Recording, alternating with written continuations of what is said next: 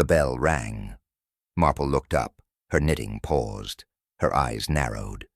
Something was wrong. She counted in her head. 33 overs. Not 34. Too soon. Her lips pressed tight. She glanced at Hawkley. He stood proud near the rope. Chest out, hands on his hips. "Early," she said, her voice firm, measured, quiet. Hawkley shook his head. "Never," he said, his jaw stiff, his voice sharp. "Tradition holds, always." Marple leaned back, her eyes steady. "Number I keep count. 33. Hawkley's chin lifted. "You question the bell?" His words almost scoffed. "This bell has never lied." Marple did not blink. She tapped her needle on the armrest. 1 over short, 1 over missing. Hawkley frowned. The lines cut deep. He shook his head again. "The bell is law. When it tolls, play stops. That is final." Marple's gaze turned to the field. Players moved, pads undone, bats dropped. They drifted off, obedient to the sound. Her voice stayed low. "Sound is not law. Truth is law." Hawkley snorted. "You doubt me?" He stepped closer, eyes blazing. "I count. I keep. I know." She met his stare. Her eyes did not break. "You keep more than runs. You keep pride, and pride blinds." Hawkley bristled. His hands clenched. "This is nonsense. Play ends when I say. The bell speaks for me." Marple's eyes turned to the pavilion. The corridor stretched dark. Empty. Silent. She whispered. "Empty spaces invite shadows." Hawkley turned away. "I will not listen to foolishness." He tugged his jacket, faced the pitch again. Marple closed her knitting, her voice crisp. "The truth will show. The count will prove." Hawkley barked a laugh. "Then prove it. Until then." Silence. The field grew still. The echo of the bell lingered. Players filed off, voices low, shoes scraped on gravel. Marple leaned forward, her whisper faint. But the bell lied. Hawkley stood taller. "The bell never lies." His voice carried weight, absolute. Marple looked past him, to the corridor, long, empty, waiting. Her needles rested in her lap, her mind turning fast, each stitch in her memory, each ball counted. None forgotten. She thought again. 33, not 34. Her breath slowed, her eyes fixed. The wrongness spread. Like ink. Hawkley lifted his chin again. He muttered under his breath. "No error. Not in my ground." Marple's eyes stayed locked, her lips thin, her thoughts sharp. If not error, then plan. The air thickened. The sound of the last step faded. Only one man still walking, Harold Cleave, treasurer, clipboard under arm, head down, muttering over sums. He moved alone, feet striking the stone. The corridor stretched before him, silent, deserted. Marple shifted in her seat, her whisper sharp. He should not be alone. But he was. The echo of his steps grew faint. Deeper into the corridor, unaware, unwatchful. Heading straight to what waited. Money makes enemies faster than runs. Cleave knew it. Rowan felt it. The treasurer stood firm, clipboard tight under his arm, pencil tapping sharp. "You owe 3 months, Cleave said, his tone flat. No mercy. No man plays for free. Not here.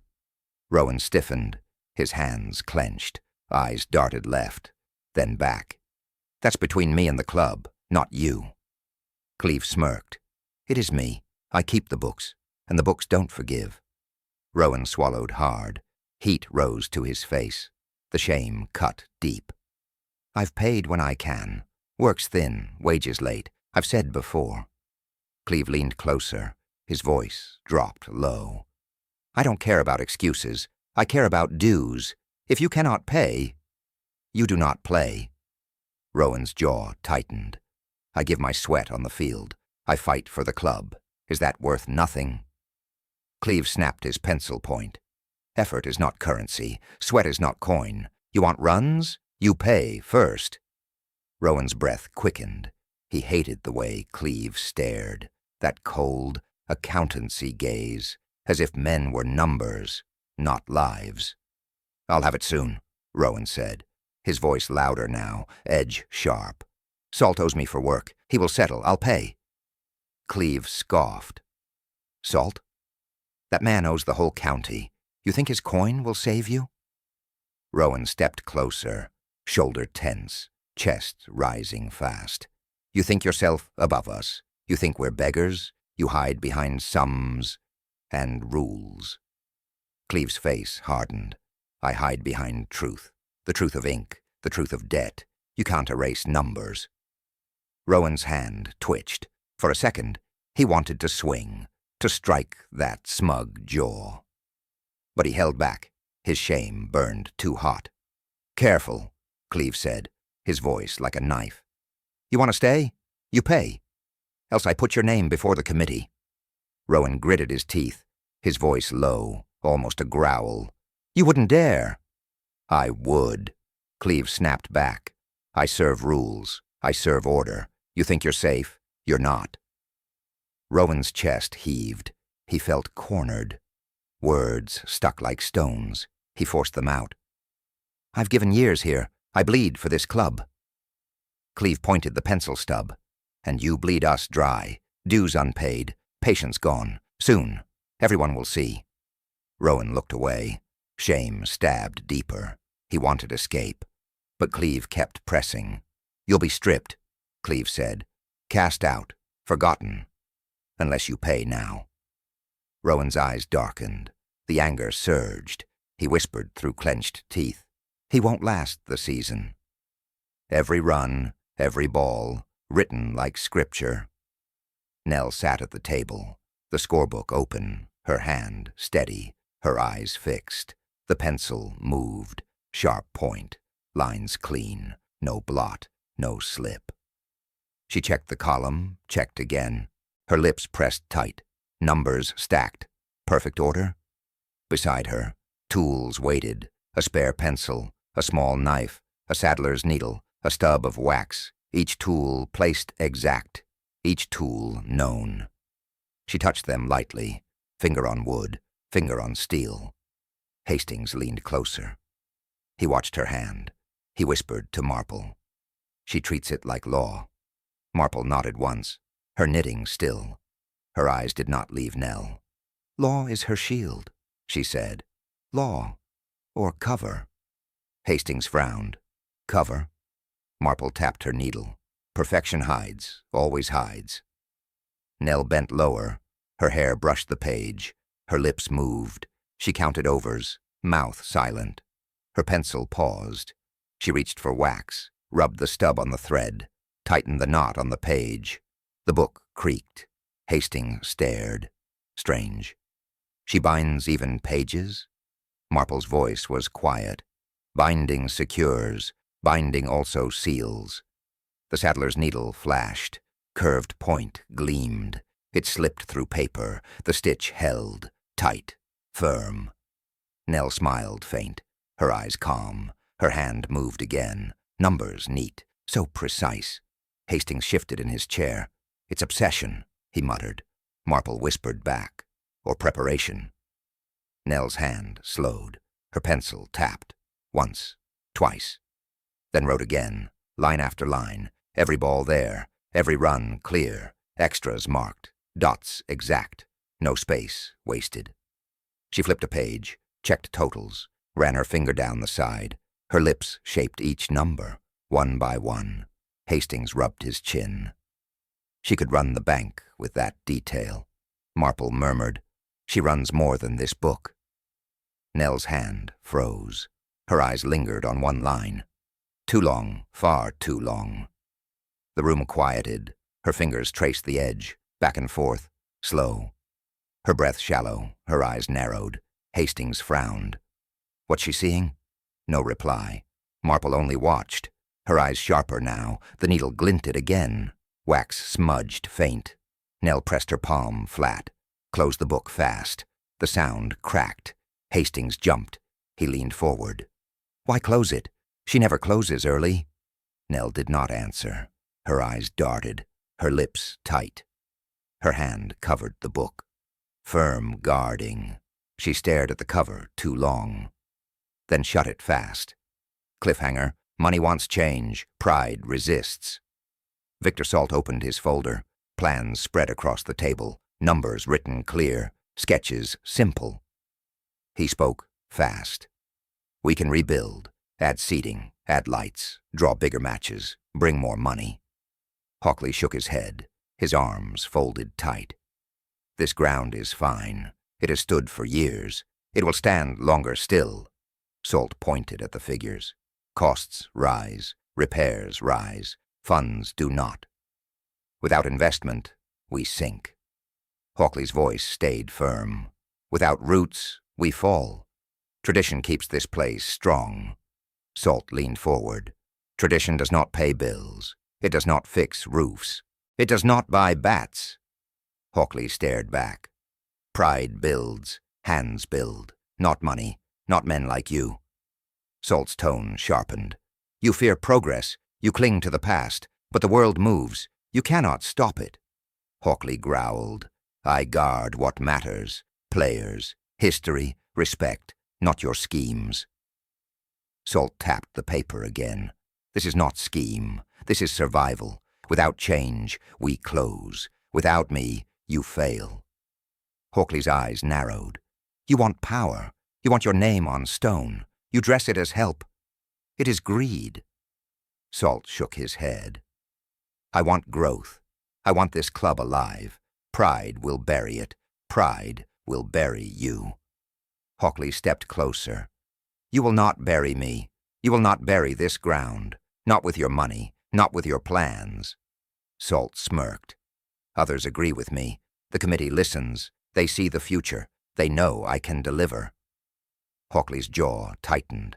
Committee may listen, but players trust me. Groundsmen trust me. This soil answers to me. Salt's tone hardened. Then you stand alone, and alone you lose. Money wins, always. Hockley's fists clenched.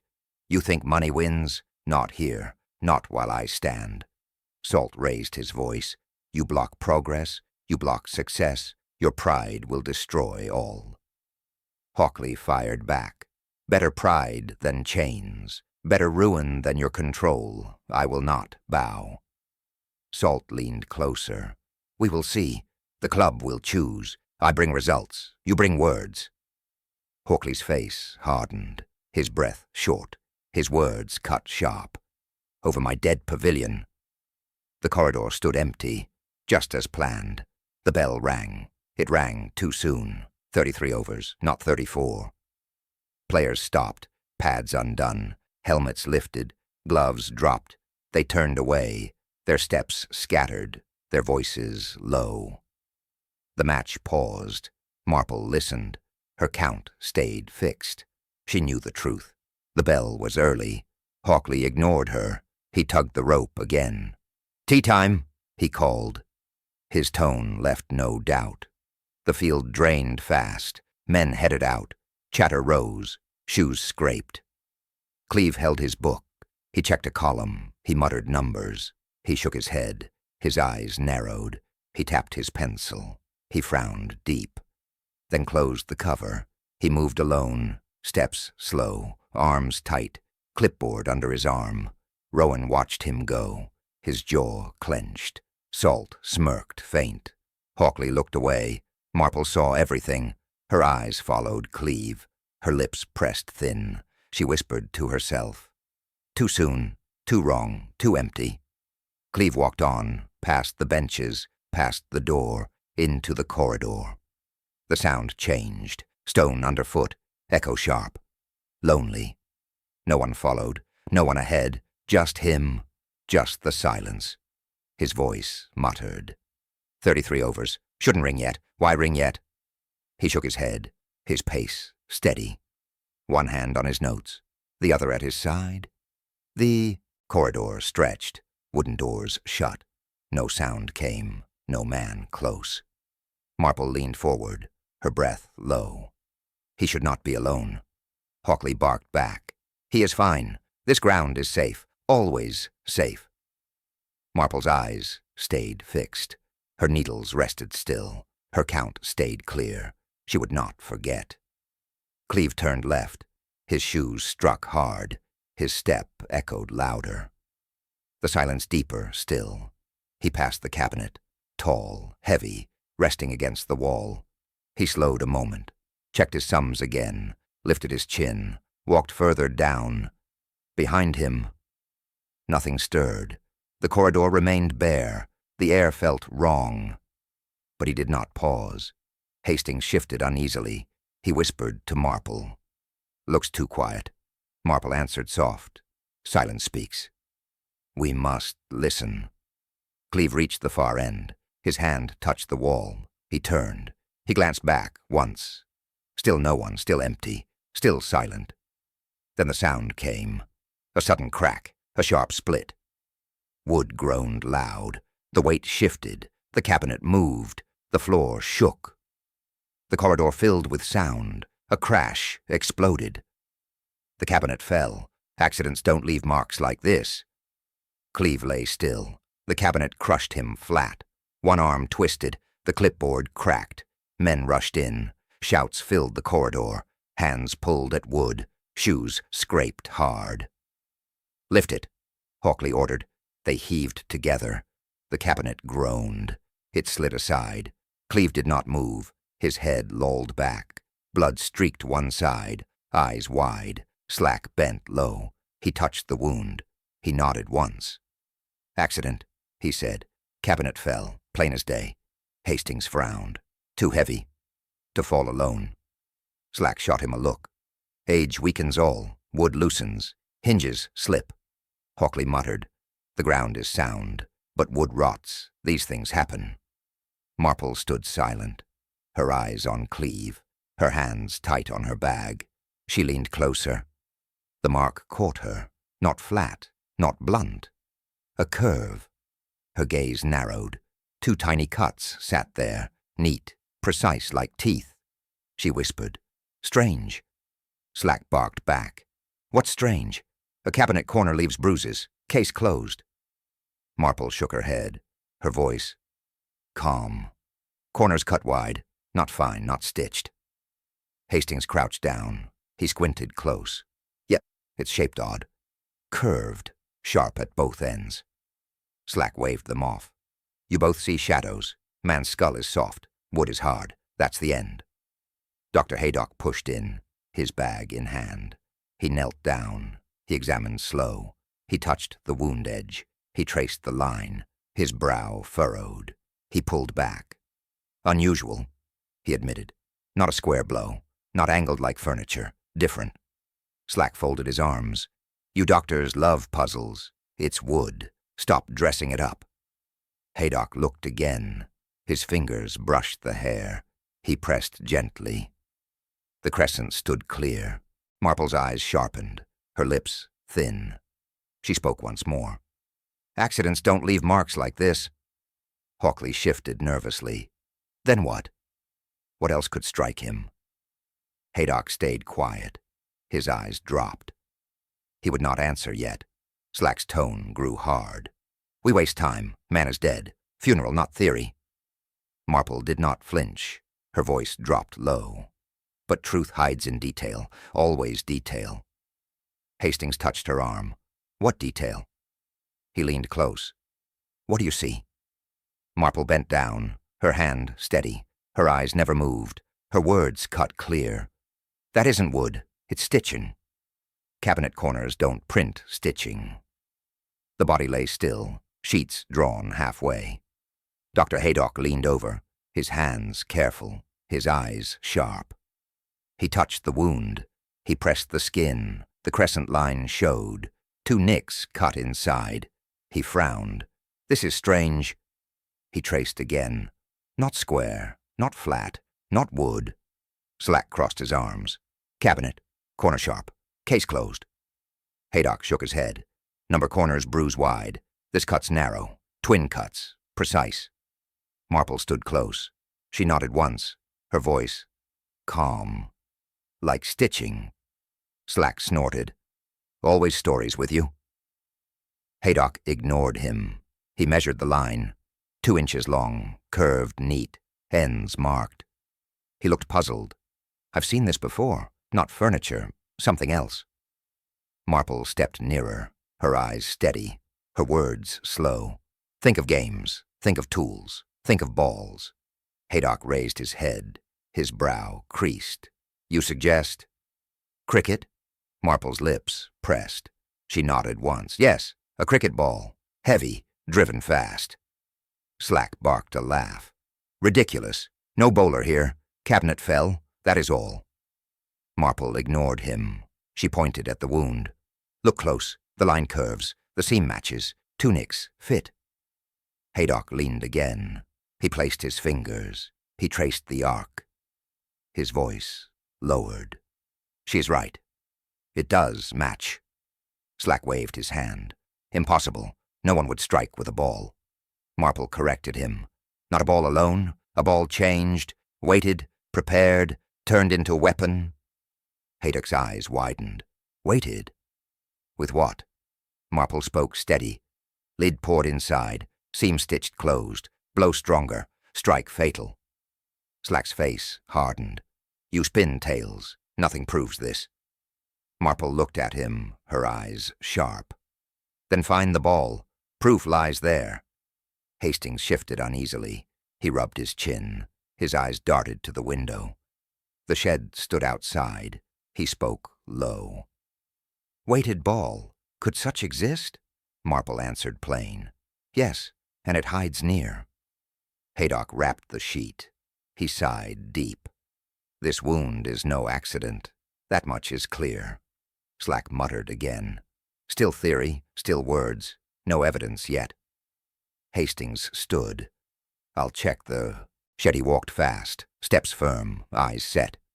The shed creaked open, dust thick, bats stacked, balls scattered. Hastings bent low. He picked one up. He weighed it in his hand. His eyes widened. Too heavy. Far too heavy. Hastings found a ball. Too heavy to be real. Books don't lie, unless hands force them. The umpires stood firm. Matthews spoke first. 33 overs. His tone steady, his eyes certain. Forsythe nodded.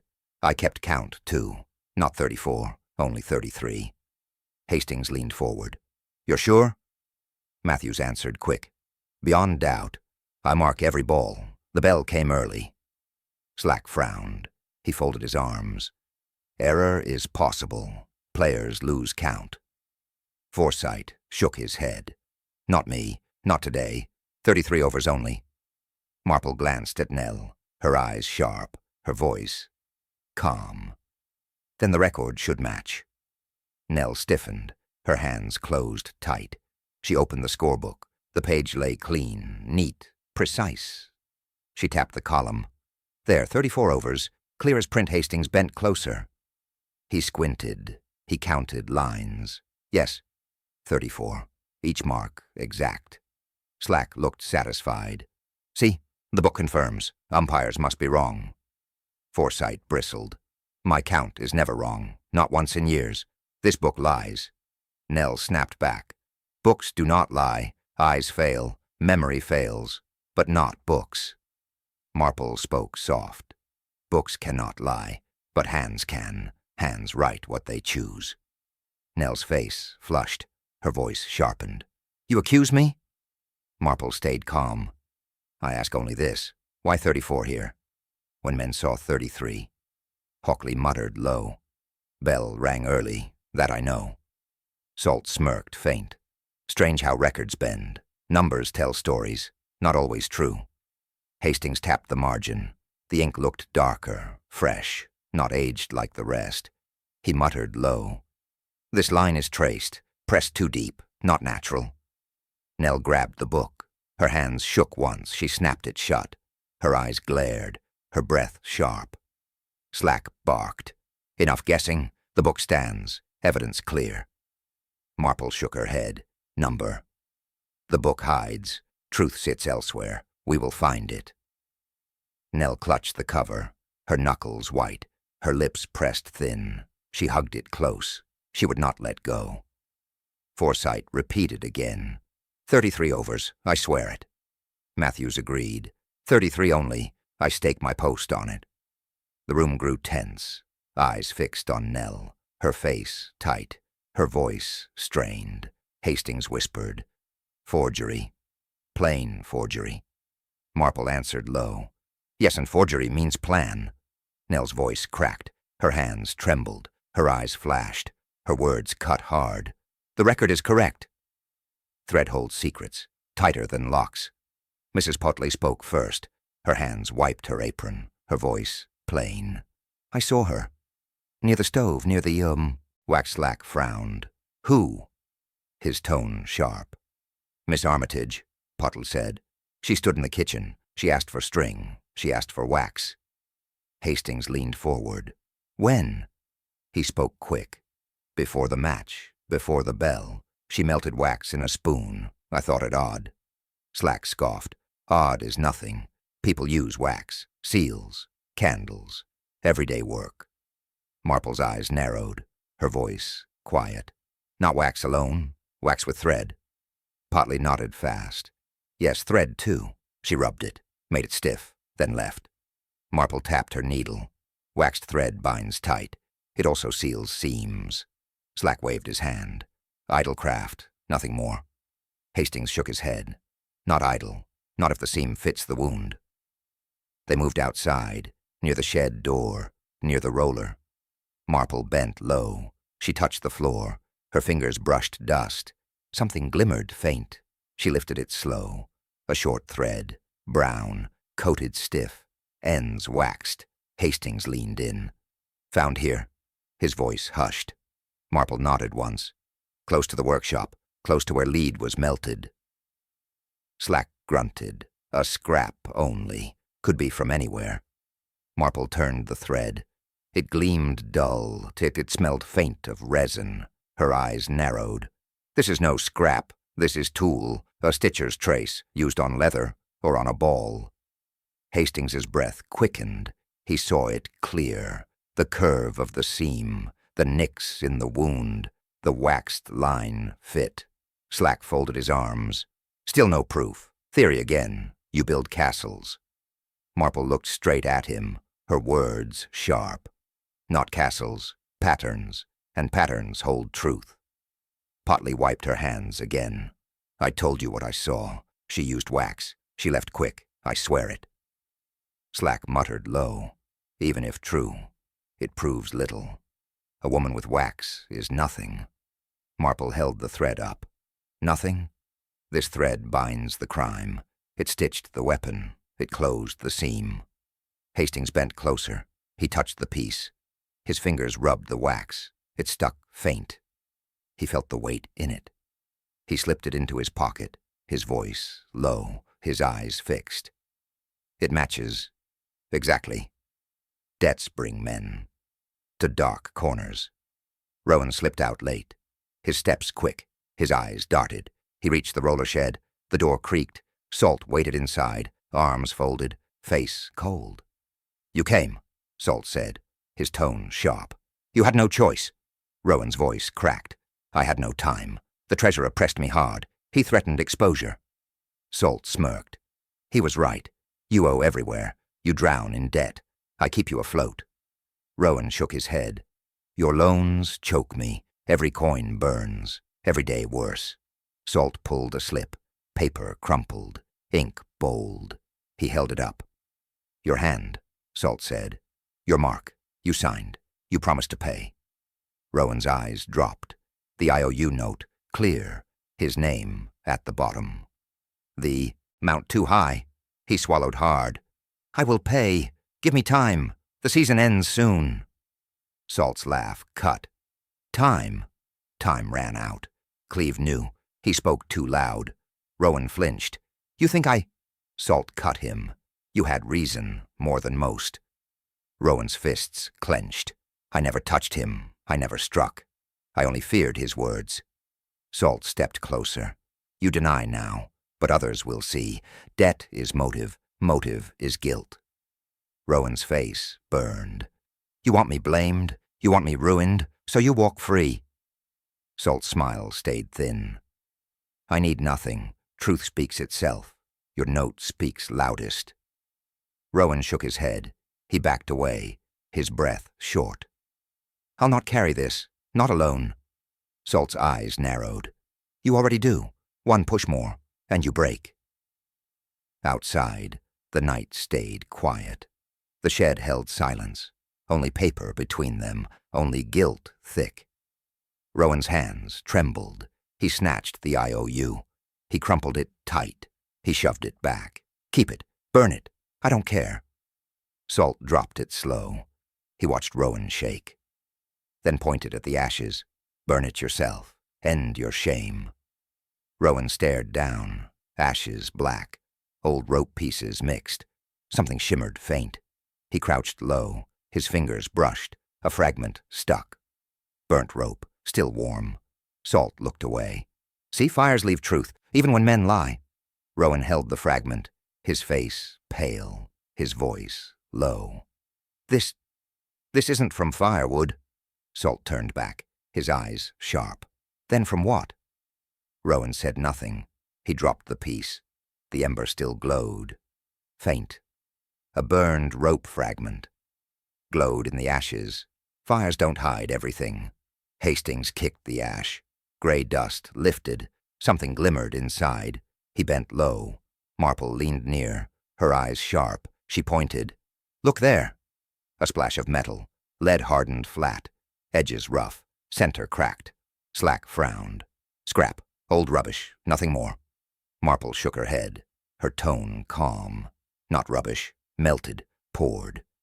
Used Hastings lifted another piece, small, bent at one side, still heavy. He muttered, Not chance. This was work.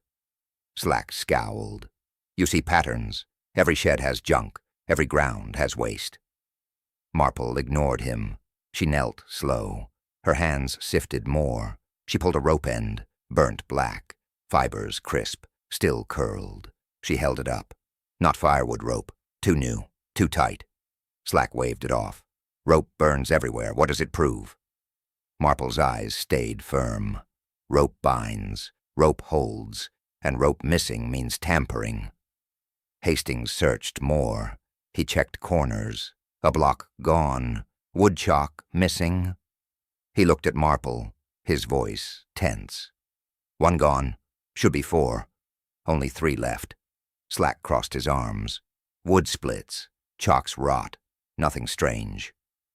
Marple shook her head again. Number not rot. Removed. Deliberate. She laid the rope down. She placed the lead beside it. She looked at Hastings. Tools. Pieces. Each with use. Hastings nodded slow. Yes. Melted lead weights. Waxed rope. A chalk missing. Slack sighed. You build castles. This proves nothing. Just scraps. Marple's voice sharpened. Scraps don't lie. Scraps show method. Someone worked here. Slack raised his chin. Then where's the weapon? Show me. Without it, you chase smoke. Marple's lips pressed thin. Her eyes did not move. You ask where? I answer here, in this very shed. Hastings held the lead again.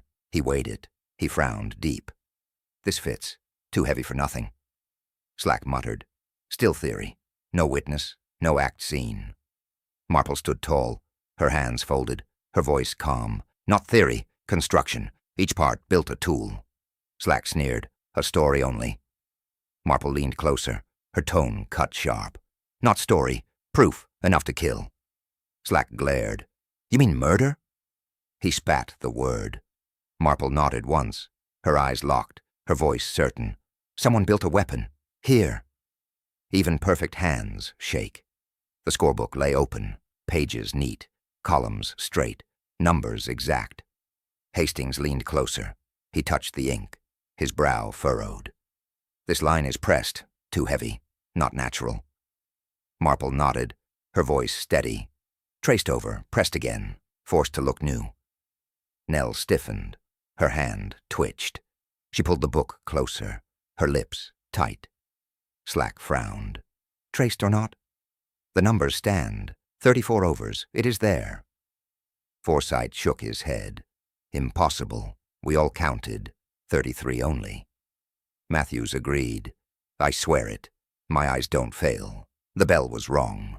Nell snapped back. My count is law. I mark what happens. I never err. Marple's gaze stayed calm. Law can bend. Hands can bend it. Nell flushed red. Her voice cracked. You accuse me? For keeping order? Hastings pointed again. The ink here, it shines darker. It's newer. You added it. Nell grabbed his wrist. Take your hand away. Her eyes sharp, her grip fierce. He pulled free. Marple stepped forward. She tapped the margin, her words clear. Press too deep, not like the rest. Nell's fingers shook, her breath unsteady. She tried to close the book. Marple's hand blocked her.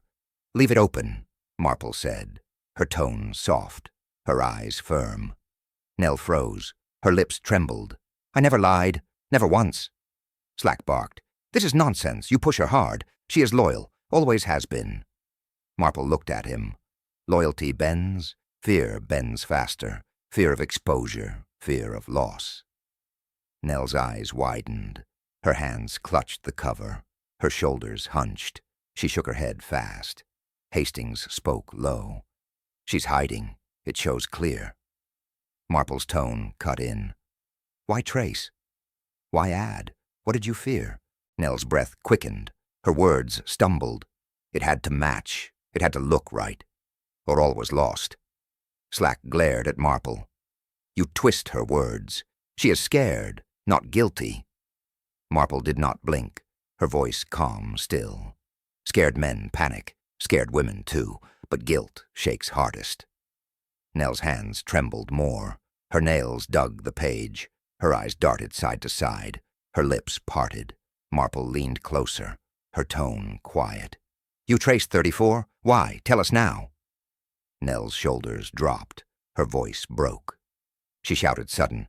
You think I killed him? Small theft. Big risk.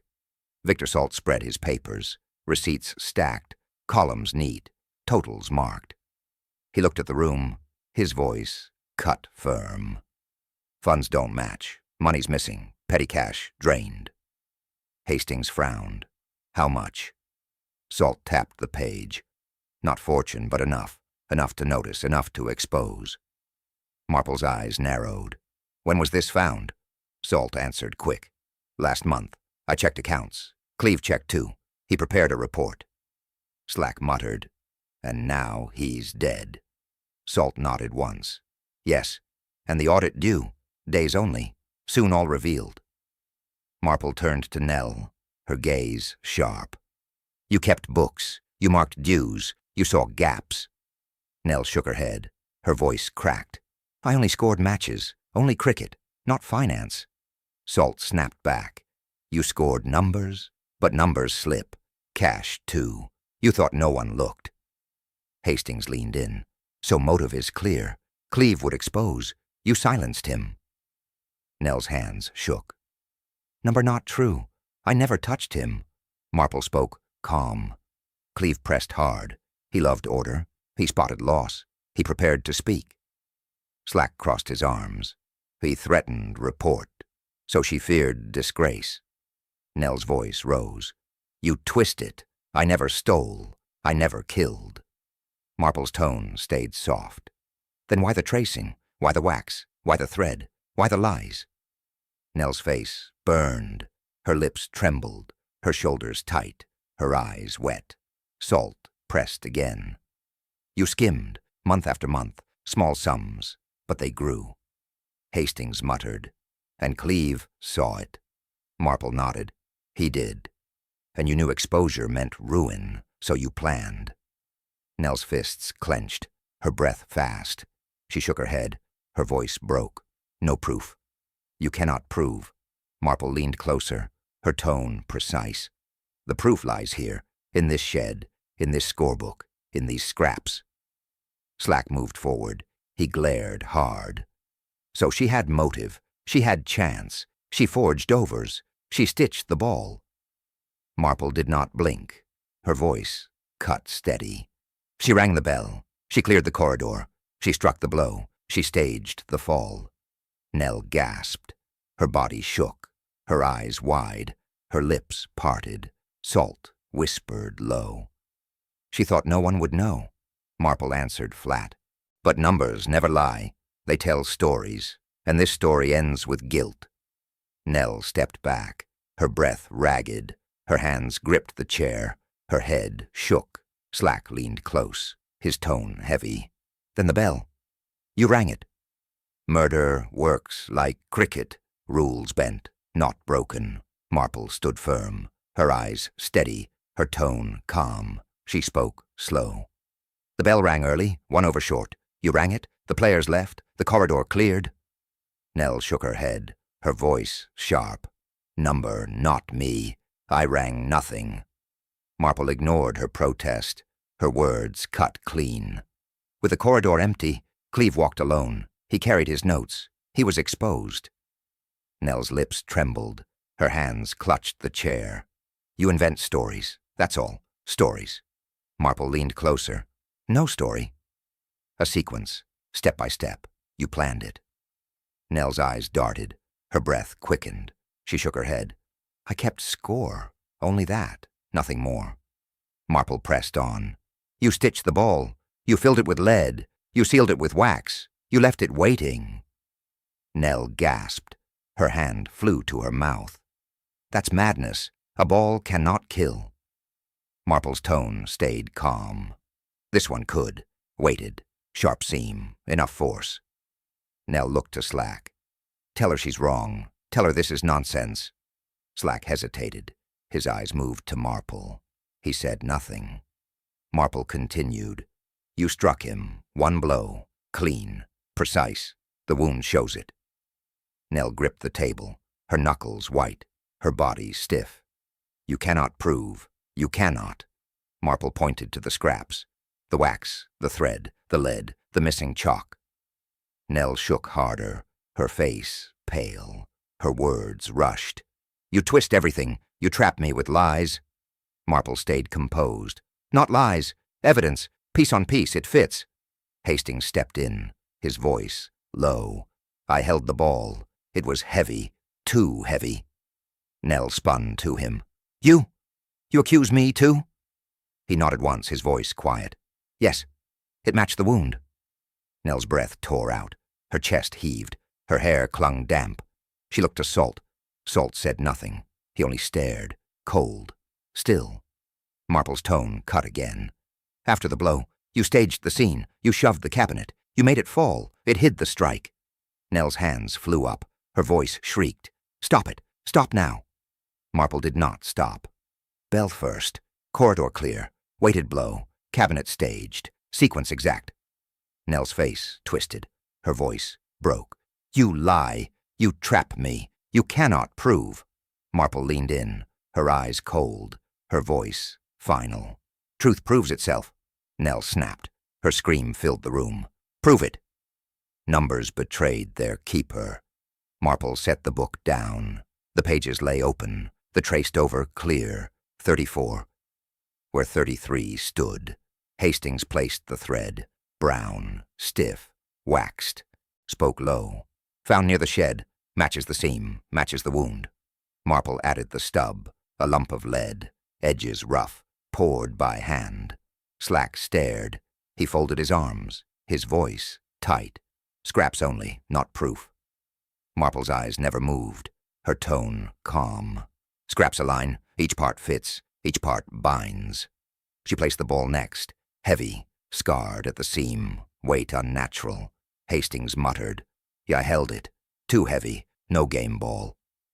The room fell still, Nell's face pale, her hands clenched tight, her lips pressed hard. Salt smirked faint. Strong case, strong truth. Nell shook her head. Number not mine. I did nothing. Marple's gaze fixed her, her words cut even.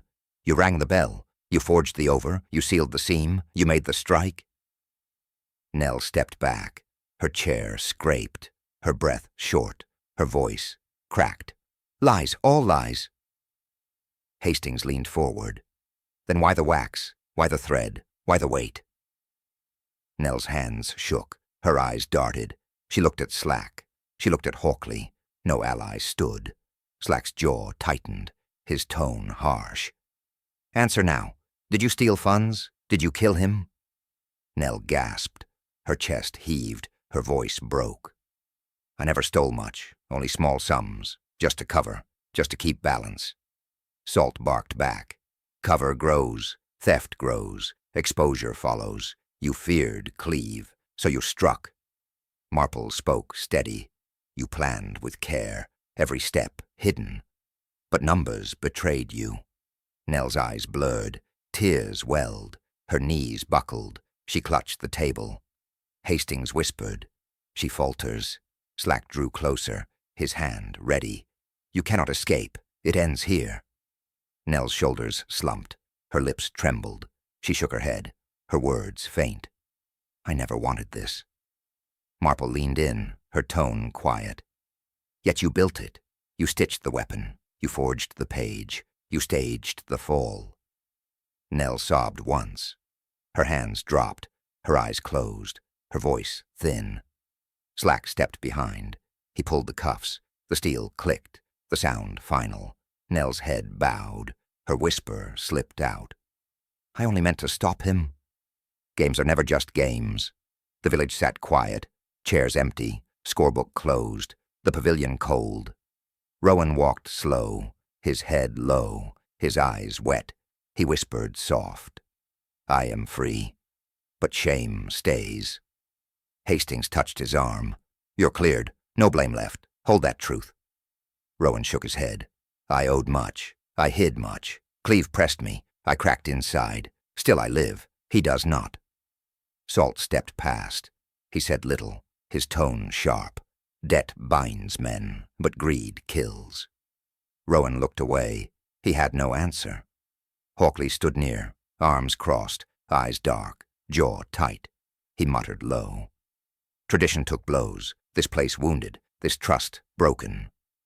Hastings turned. You kept it standing. You guarded long.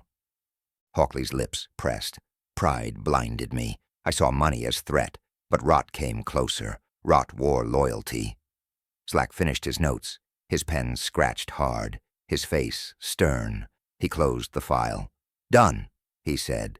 Nell was gone, cuffed, led away. Her voice last. I only meant to stop him.